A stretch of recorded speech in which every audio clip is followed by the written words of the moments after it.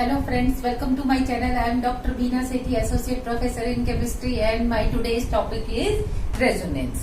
Resonance क्या है? बहुत सारी तरीके से हम रेजोनेंस को समझा सकते हैं, लेकिन एक्चुअली रेजोनेंस को पढ़ने से पहले आप एक चीज समझो। एक एग्जांपल मैं छोटा सा दे रही हूँ कि there are donkeys in the society. वहां कुछ हम देखते हैं कि डोंकी है, देर आर हॉर्सेस ऑल्सो, कुछ घोड़े भी हैं, लेकिन क्या है, एक दोनों के बीच की स्पीसीज पोनी भी है। तो पोनी जो है उसको अगर हम ऐसे कहें कि भाई वो डोंकी और हॉर्स दोनों से मिलके बना है, तो क्या ऐसा है? नहीं। दूसरी चीज, क्या ऐसा है कि सुबह डोंकी होते हैं, शाम को हॉर्स होते हैं, तो बीच में वो क्या हो जाते हैं, थोड़ी देर के लिए पोनी हो जाते हैं? ऐसा होता है? नहीं। एक्चुअली पोनी पोनी है, डोंकी डोंकी है, हॉर्स हॉर्स है। तो आपने इसमें कंफ्यूज नहीं होना कि डोंकी और हॉर्स से मिलके क्या बन गए, पोनी। लेकिन यह अलग बात है कि पोनी में जो कैरेक्टर्स हैं ना वो पूरे डोंकी के जैसे ना पूरे हॉर्स के जैसे हैं, दोनों के बीच के से हैं। अगर उसकी हाइट देखें, उसके कैरेक्टर्स देखें, उसका कलर देखें, सब कुछ देखें, तो वो क्या है, बीच का सा है। तो उसको हमने समझाना है कि वो कौन सा स्ट्रक्चर है, उसमें वो क्या प्रॉपर्टीज हैं। ओके, तो सबसे पहले हम रेजोनेंस को देखते हैं कि अकॉर्डिंग टू वीबीटी क्या है। मैं आपको सिर्फ पहले थोड़ी सी थ्योरी बता रही हूँ, after that I will discuss one by one so many examples. According to VBT, what is resonance? Interconversion of different electronic species, means there are many species A, B, C, D of same molecule, or you can say if there is a molecule which can be represented by many electronic structures and none of the structure is able to explain the properties of that molecule. Here I am considering that this is the molecule E. अब हमें E की properties को बताना है कि E के अंदर 2 single bond है, 2 डबल बॉन्ड है या 1 ट्रिपल बॉन्ड है, ऑक्सीजन है, तो इनके बीच की डिस्टेंस क्या होगी, इसकी प्रॉपर्टीज कैसी होंगी। तो हमने क्या किया, इस E के स्ट्रक्चर को बताने के लिए, इसकी प्रॉपर्टीज को बताने के लिए हमने इसका स्ट्रक्चर बनाना शुरू किया। तो एक स्ट्रक्चर जो बना वो A के जैसा था, दूसरा B के, तीसरा C और D। इस तरह से सो मेनी स्ट्रक्चर्स में भी पॉसिबल। अब वीबीटी कहती है कि ए स्ट्रक्चर बी में, बी सी में, सी डी में इतनी जल्दी जल्दी से कन्वर्ट होता है कि वो ऐसा लगता है कि ई है। मीन्स ना तो वो प्रॉपर 24 घंटे के लिए ए है, ना 24 आवर्स के लिए वो बी है, ना सी है, ना डी। आप इसको ऐसे समझ सकते हो कि जैसे फैन है, फैन जब कंटिन्यूअसली लगातार घूमता है तो क्या है, आप ये नहीं कह सकते कि भाई इसकी एक विंग इधर है, एक ब्लेड इधर है, एक ब्लेड इधर है, वो लगातार क्या हो रही है, घूम रही है। इस तरीके से पीपीटी ने कहा कि जो स्ट्रक्चर्स हैं उसमें इलेक्ट्रॉन्स जो हैं वो कभी ए और बी के बीच में रहते हैं, कभी बी और सी के बीच में, कभी सी और डी के बीच में, यानी कि एक जगह कांस्टेंट नहीं रहते। तो जो मिक्स स्ट्रक्चर बनता है वो उसको हम क्या कहते हैं, जैसा कि वो बिहेव करता है और उसको हम इलेक्ट्रॉनिकली एक्सप्लेन नहीं कर सकते। भाई देखो, जैसे ये 2 बॉन्ड है, एक ये बॉन्ड है, एक ये बॉन्ड है, अब इसके बीच में मुझे ये चीज रखनी है, अब या तो ये इधर ही रहेगी या इधर ही रहेगी। तो अब वीपीटी क्या कहती है, नहीं, एक कभी इधर होती है, कभी इधर, कभी इधर, कभी इधर। इस तरह से ये इतनी जल्दी अपनी जगह कन्वर्ट करती है कि एक्चुअली आपको लगता है कि वो दोनों के बीच में ही है। तो ये बात वीबीटी ने कही थी। एमओटी ने क्या कहा? एमओटी के according delocalization of pi electrons, यानी कि जो पाई इलेक्ट्रॉन्स हैं वो इन 2 बॉन्ड्स के बीच में इधर इधर ना रह के दोनों के बीच में रहते हैं। यानी कि ये अगर पाई बॉन्ड इलेक्ट्रॉन्स हैं वो इधर भी रहते हैं, इधर भी रहते हैं, यानी कि आधे इधर और आधे इधर रहते हैं। तो इस तरीके से delocalization of pi electron is called resonance according to MOT. ये 2 अलग अलग डिफाइंस हैं जो कि आपको समझनी चाहिए। इनका basic difference with example we will understand. इसके कैरेक्टर्स क्या होते हैं? ये जो कैनोनिकल स्ट्रक्चर्स बनते हैं, जो बीच में डिफरेंट डिफरेंट स्ट्रक्चर्स बनते हैं ना, उनको हम कहते हैं कैनोनिकल स्ट्रक्चर। और इनका जो मिक्स कैरेक्टर वाला स्ट्रक्चर बनता है उसको बोलते हैं hybrid canonical structure. So this one is hybrid canonical structure and this one, these all are canonical structures. Okay, तो कैनोनिकल स्ट्रक्चर्स जो है वो ABCD कही है, उनमें किसी की एनर्जी कम होगी, किसी की ज्यादा, कोई इस स्ट्रक्चर में ज्यादा कंट्रीब्यूट करेगा, कोई कम करेगा, ये डिपेंड करता है उसकी एनर्जी के ऊपर। तो इसके कैरेक्टर्स क्या हैं? ये जो कैनोनिकल स्ट्रक्चर्स बनते हैं इनके क्या कैरेक्टर्स होते हैं? इनके अकॉर्डिंग क्या, relative arrangement of atoms remains same, means कि ये दो एटम है A B, तो अब आप इसके कितने स्ट्रक्चर बना दो, हमेशा A यही रहेगा, B यहाँ रहेगा, अगर इसका C नेक्स्ट है तो C नेक्स्ट ही रहेगा। ऐसा नहीं कि C इधर आ जाए या A बीच में चला जाए, ऐसा कभी भी नहीं होता। Means relative arrangement of atoms remain same and arrangement of electron is different. Only what is the difference? कि electrons, atoms are there but electron sometime it is here, sometime somewhere else, like that. So electrons may change their position, but atoms do not change their position. All atoms must fulfill this structure.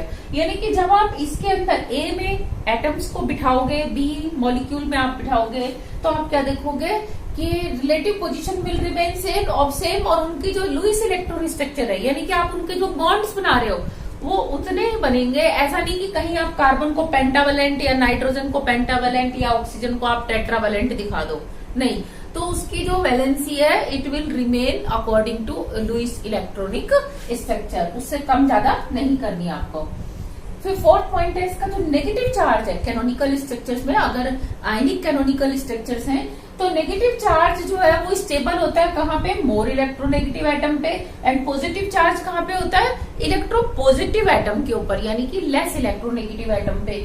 तो यहाँ आप ऐसे सोच सकते हो जैसे carbonyl bond था, C double bond हो, उसके जो दो इलेक्ट्रॉन थे पाई के बीच में, उसको आपने इस तरीके से शिफ्ट करना है कि मोर इलेक्ट्रोनेगेटिव एटम, यानी कि ऑक्सीजन के ऊपर नेगेटिव आए और कार्बन पे क्या है? पॉजिटिव। तो ये स्ट्रक्चर तो होगा स्टेबल। अगर आपने इलेक्ट्रॉन्स को इधर शिफ्ट कर दिया टुवर्ड्स कार्बन, तो कार्बन पे नेगेटिव, ऑक्सीजन पे क्या आ जाएगा? Positive. That structure will not be stable. Why? Because इसमें जो नेगेटिव चार्ज है वो इलेक्ट्रोपॉजिटिव पे आ रहा है, इलेक्ट्रोपॉजिटिव चार्ज जो है वो मतलब पॉजिटिव चार्ज किस पे आ रहा है? नेगेटिव पे।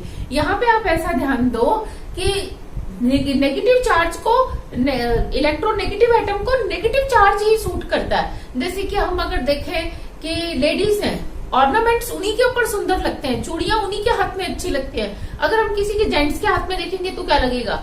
काफी अजीब लगेगा। सेम वे में जेंट्स के ऊपर जो चीजें अच्छी लगती हैं वो लेडीज के ऊपर नहीं अच्छी लगती। तो हम यहाँ पे भी क्या देखते हैं कि नेगेटिव चार्ज इलेक्ट्रोनेगेटिव एटम पे ही अच्छा लगता है, और मतलब स्टेबल होता है, और पॉजिटिव चार्ज इलेक्ट्रोपॉजिटिव एटम पे ही स्टेबल होता है। Next, like charge should be on adjacent atom, यानी कि शुड नॉट बी, यानी कि ये दो एटम है, एक ये और एक ये, तो दोनों अगर लाइक चार्ज है, पॉजिटिव पॉजिटिव, तो इनकी डिस्टेंस मैक्सिमम होनी चाहिए, यानी कि एक तो ये हो दोनों प्लस प्लस इतनी दूरी पे, तो ये हाईली अनस्टेबल होगा, और ये प्लस प्लस इतनी दूरी पे हो, और एक प्लस और प्लस इतनी डिस्टेंस पे हो, तो हम क्या देखते हैं कि जो स्टेबिलिटी है इट इंक्रीजेस लाइकवाइज, यानी कि लेफ्ट टू राइट स्टेबिलिटी क्या होती है? इंक्रीज। तो सिमिलर चार्जेस में जो डिस्टेंस है वो क्या होनी चाहिए? मैक्सिमम होनी चाहिए, नॉट मिनिमम। जबकि अनलाइक चार्जेस में डिस्टेंस क्या होनी चाहिए? मिनिमम। कहने का मतलब है कि अगर आपने अनलाइक चार्जेस ले लिए, एक प्लस एक माइनस, देखो ये प्लस है ये माइनस, ये अगर पास पास है तो स्टेबल है, और अगर ये उल्टा दूर हो गए तो कम स्टेबल है, और अगर ये और दूर हो गए तो ये और भी ज्यादा अनस्टेबल है। तो यहाँ पे स्टेबिलिटी क्या हो रही है? डिक्रीज हो रही है, जबकि यहाँ पे स्टेबिलिटी क्या हो रही थी? इंक्रीज हो रही। Energy of different canonical forms is different, यानी कि अगर एक मॉलिक्यूल को दिखाने के लिए आपने ABCD कई कैनोनिकल स्ट्रक्चर्स बनाए हैं, तो इनकी एनर्जी जरूरी नहीं कि सबकी इक्वल हो। सबकी एनर्जी क्या होती है? इक्वल हो भी सकती है और नहीं भी, वो डिफरेंट डिफरेंट हो सकती है। And most stable form contributes more in hybrid structure. Means कि अगर ए की एनर्जी आप ऐसे मानो, ये एनर्जी लाइन है, ए यहाँ, बी, ये ए की एनर्जी, बी की एनर्जी, ये सी की, और ये डी की एनर्जी है, और यहाँ आपका रेजोनेंस हाइब्रिड स्ट्रक्चर है। तो अब देखो सबसे नीचे किसकी एनर्जी है, बी की, तो जो बी है वो ज्यादा कंट्रीब्यूट करेगा, यानी कि जो रेजोनेंस हाइब्रिड स्ट्रक्चर आपका ई था उसके कैरेक्टर्स में बी के कैरेक्टर्स क्या होंगे, ज्यादा, फिर सी के कैरेक्टर, फिर डी के, और लास्ट में किसके होंगे, ए के। तो हम कह सकते हैं जो मोस्ट स्टेबल स्ट्रक्चर है, कैनोनिकल स्ट्रक्चर, वो ज्यादा कंट्रीब्यूट करता है, और जो लेस स्टेबल है वो कम कंट्रीब्यूट करता है। और resonance hybrid structure is stable if contributing structures are equivalent, यानी कि ये आपने कार्बोक्सिलेट आयन लिया, इसके दो ही पॉसिबल है कि या तो डबल बॉन्ड कार्बन ऑक्सीजन इसमें हो या डबल बॉन्ड इधर हो। तो हम क्या देखते हैं कि यहाँ डबल होगा तो यहाँ सिंगल होगा तो डबल।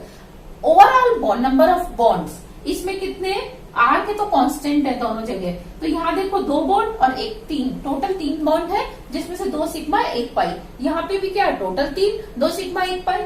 चार्ज यहाँ पे भी -1, यहाँ पे भी -1, यानी कि ये दोनों स्ट्रक्चर क्या है, आइडेंटिकल है। तो इनका जो रेजोनेंस हाइब्रिड स्ट्रक्चर बनेगा वो कैसा स्ट्रक्चर होगा, ऐसा होगा RCOO, और ये पाई बॉन्ड इधर भी होगा इधर भी होगा। तो this structure is more stable then phenoxide. क्यों, फिनॉक्साइड के देखो ये कैनोनिकल स्ट्रक्चर्स हैं, इनमें हालांकि नंबर ऑफ बॉन्ड्स आप काउंट करो, देखो इन तीनों में तो बिल्कुल बराबर है। कैसे कि बेंजीन के सब जगह बराबर है, 1 पाई बॉन्ड, 2 पाई बॉन्ड, 3, इसमें 1 2 3, 1 2 3, सब में क्या है, 3 बॉन्ड है। लेकिन एक फर्क है कि इन 3 में कार्बन ऑक्सीजन के बीच में पाई बॉन्ड है, जबकि यहाँ पे कार्बन में। तो ये चारों एक जैसे तो नहीं हुए ना, तो इसीलिए इनका जो हाइब्रिड स्ट्रक्चर बनेगा वो लेस स्टेबल होगा इन कंपैरिजन टू इसके, क्योंकि जिसके कैनोनिकल स्ट्रक्चर्स क्या होते हैं, एक जैसे होते हैं, इक्विवेलेंट होते हैं, तो उनका हाइब्रिड स्ट्रक्चर क्या होता है, ज्यादा स्टेबल होता है। Next, resonance is an intramolecular process, यानी कि मॉलिक्यूल के अंदर ही होगा। ये एक मॉलिक्यूल था, इसी के अंदर पाई बॉन्ड और लोन पेयर ये सारे इलेक्ट्रॉन्स घूमते रहेंगे। ये नहीं कि मॉलिक्यूल से बाहर रेजोनेंस इफेक्ट हो जाए। रेजोनेंस जो है, because of resonance potential energy of molecule decreases. जितना ज्यादा रेजोनेंस होगा, जितने ज्यादा कैनोनिकल स्ट्रक्चर्स आर पॉसिबल, तो उसका हाइब्रिड स्ट्रक्चर क्या होगा, उतना ज्यादा स्टेबल होगा। In this resonance, delocalization of pi or lone pair electrons take place.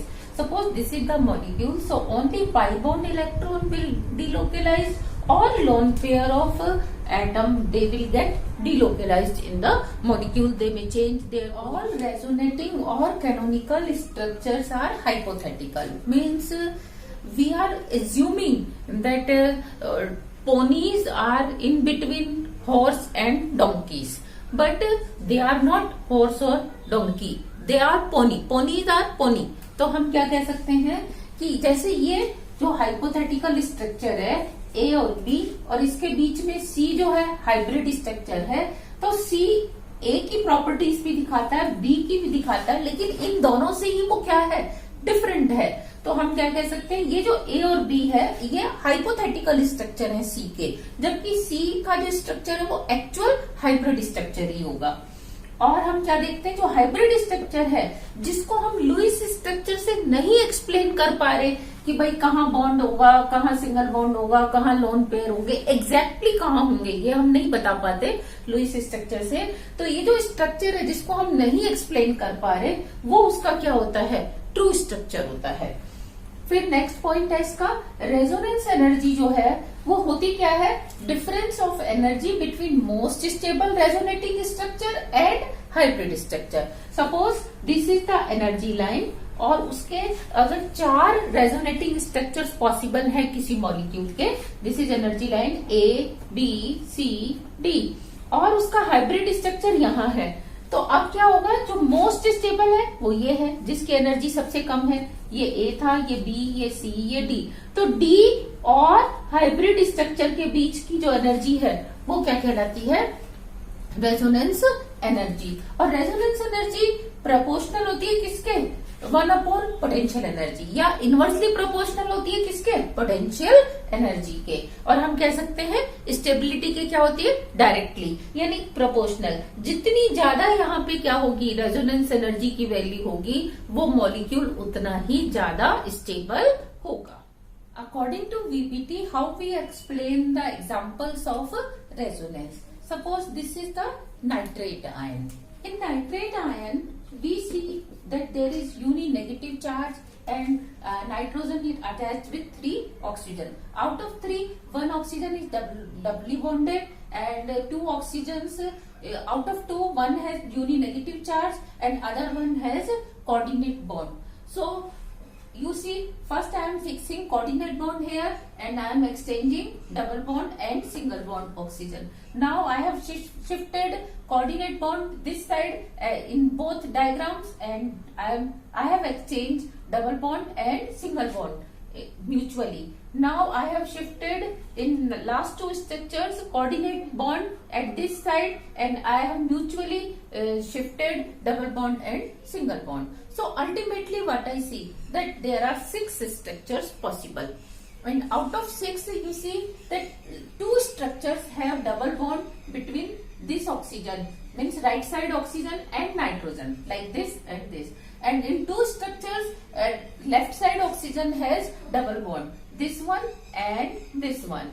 And out of this 2 structures have double bond at the lower side. You can see in here and in this structure. So it means 2/6 means 1/3 double bond is everywhere. Means each oxygen is bonded with 1 and 1/3 bond. Means 1 sigma bond and 1/3 pi bond. Similarly, negative charge 2 times it is located at this oxygen, first structure and last one structure. 2 times it is located at right oxygen, this one and this one, and 2 times it is located at bottom oxygen. So we can see that each oxygen carry 1/3 charge. 2/6 means 1/3 charge. So ultimately 1/3, 1/3 and 1/3 uninegative. And if I add all 3 negative minus 1/3 minus 1/3 minus 1/3, it will become -1 charge. So these are the resonating structures. Means if I want to draw Lewis electronic structure for nitrate ion, I will have to draw all 6 structures. But none of the structure is correct. Why? Because actual structure has this type of, but with this type of structure we can't explain the electron, where is electron located, pi bond, especially pi bond electrons are located between nitrogen and which oxygen. So that's why this is hybrid structure, but these are canonical structure and these all are equivalent structure. So they all will have similar energy because all have same number of sigma bond, same number of pi bond, same number of coordinate bond. So their energy will be same, and even their charge is also same. And if I see carbonate ion, there are 3 possible structure for carbonate ion, and all 3 are called resonating structure or canonical structure, and this is the hybrid structure of carbonate ion. Similarly, this one is the carbon monoxide structure, whether it is doubly bonded or triply bonded oxygen. But actually neither it is doubly bonded nor triply bonded. So it has mixed structure which cannot be explained with the help of Lewis electronic formula. Similarly, carbon dioxide, it has this 3 canonical structure, 1, 2 and 3. All 3 have similar number of bonds, 2 sigma, 2 pi, 2 sigma, 2 pi, but these 2 are charged, but this one is not charged, so their energy is not similar. And this one is the hybrid structure of carbon dioxide, means each carbon oxygen bond is greater than 2 and less than 3. Next, sulfur dioxide. According to VBT, sulfur dioxide has 2 canonical structures, A and B, and in both have equal energy, and its resonating hybrid structure is like that, which cannot be explained on the basis of Lewis structure. Similarly, in case of sulfite ion, SO3 minus 2 ion, what we see that it has 3 canonical structure, and all 3 have similar energy because number of bonds are similar. So, but according to all 3 structures, that one oxygen is doubly bonded and two oxygens are singly bonded, but actually none of the oxygen is doubly bonded and none of the oxygen is singly bonded. Means hybrid structure has mixed character of all these three structures. So this is the hybrid structure of sulfite ion, and this is benzene.